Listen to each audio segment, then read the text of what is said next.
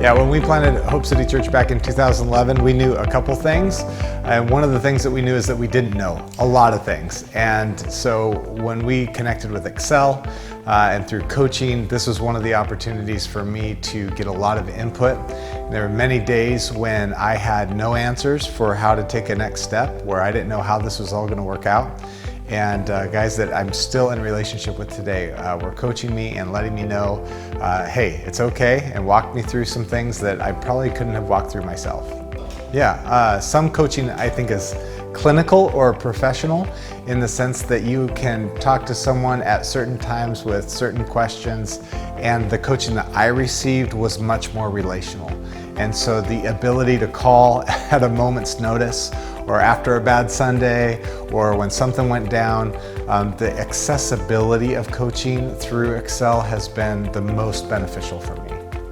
Yeah, I think we all have friends in ministry. We all have even mentors in ministry, and that's phenomenal. But coaching is a different aspect, a different category that I think is really important. Someone that sees you, understands you, but also has information and expertise and competency to help you through. And so you might have great friends, you might have great mentors, I hope you do, but coaching is something that I hope that we all would lean into while we still appreciate and lean into the friends and mentors that we already have.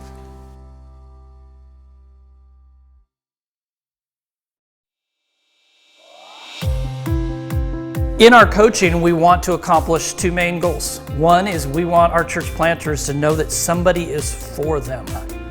A lot of misunderstanding around coaching is people thinking that, oh, if my coach comes in, they're going to discover all the things I do wrong, or they're going to play the devil's advocate. But what we want to do here at Excel is we want them to know there's somebody in their corner. There's somebody that's for them. They're a high-level leader that God has set apart.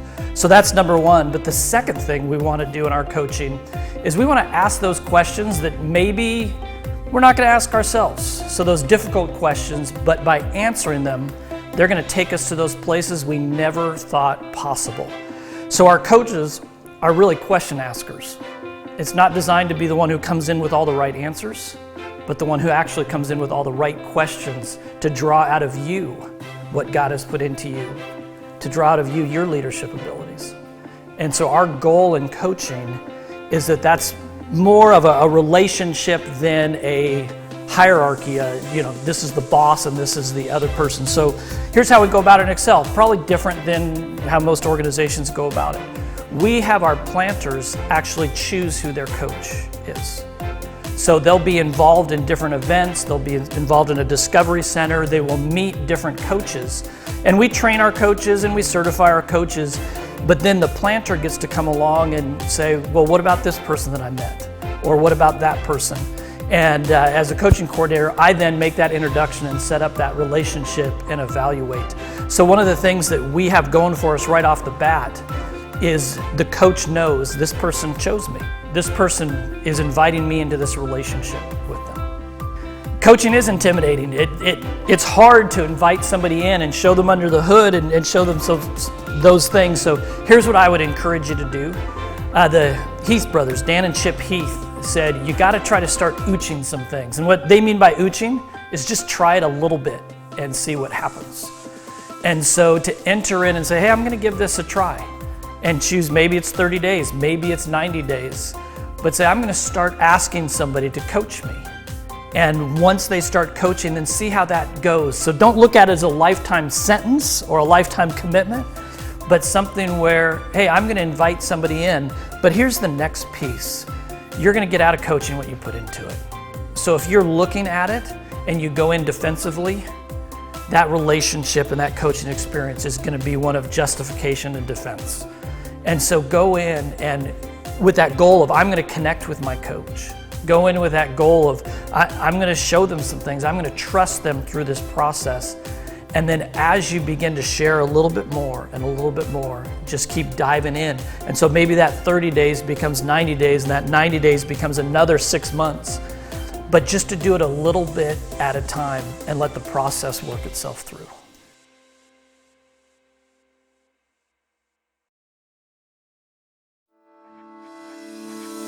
In the early days of our church planting, we didn't even know what to do. So we just had a very big, hairy, audacious goal, and just to plant a church.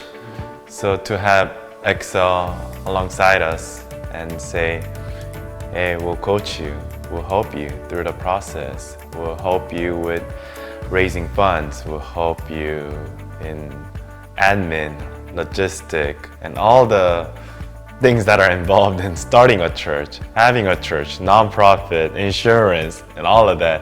Because church planners, pastors, we're good with preaching, evangelizing, sharing the gospel, discipling, but all of the other stuff, we don't know. We don't know how to make a team, we don't know how to gather a team, how to come up with the proposal, how to come up with supporters, having a supporters night, gathering and having food, meeting, coffee, and all of that. We were young, we had no money, we had no team around us, but Excel became that team, and coaching really helped us to ask ourselves those questions, and continually, by asking those questions upon ourselves, we realize, we need that, we need this person on the team, we need this people, so and so. So we were really blessed.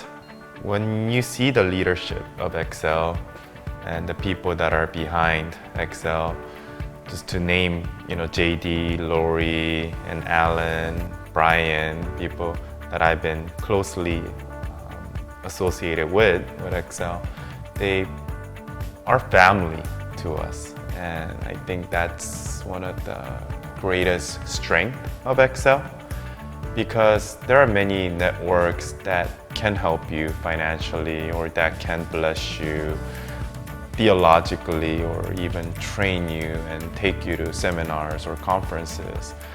However, what Excel does best and remains in their core value is investing in high-level leaders and loving them, caring for them, and nurturing them and blessing them. So. 그럼 엑셀에 가면 사랑 충분히 받고, 그리고 케어 받고, 그리고 그 사람들이 어떻게 살아가는지를 또 눈으로 보고 하고 나면 다시 컴튼에 가서 교회에서 그 본대로 받은 대로 또 줄 힘이 납니다. We receive a lot of love and care when we are with Excel, being coached and being loved and being nurtured and cared for. Then we're able to go back to Compton and we're able to love our church the same way. 그래서 가족이라고 하고. That's why we call it a family. 이분 진짜 가족은 힘들 때 전화도 할 수 없고 사실 말도 할 수 없는데. And sometimes, immediate family, my personal immediate family, I can't call or sometimes tell them my church problems. 근데 여기 엑셀에서는 다 얘기할 수 있고. But here we are safe.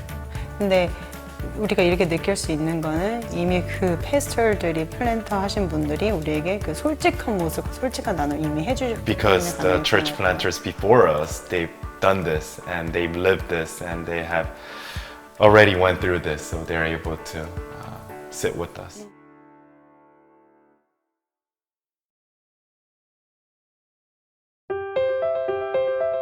My name is Daniel Nunez. I am a pastor in Tijuana, and I received a vision from God, or a calling from God, to plant 50 churches in Mexico. And that's what I've been trying to do for the last 17 years. All right, what number are you on? We planted 49 the end of the last year, 2022. And in a couple of weeks, we're going to be planting number 50 in Tijuana. We do a lot of the coaching as well, and also pastoral care to the pastors. So my job, I used to be in my son's church now.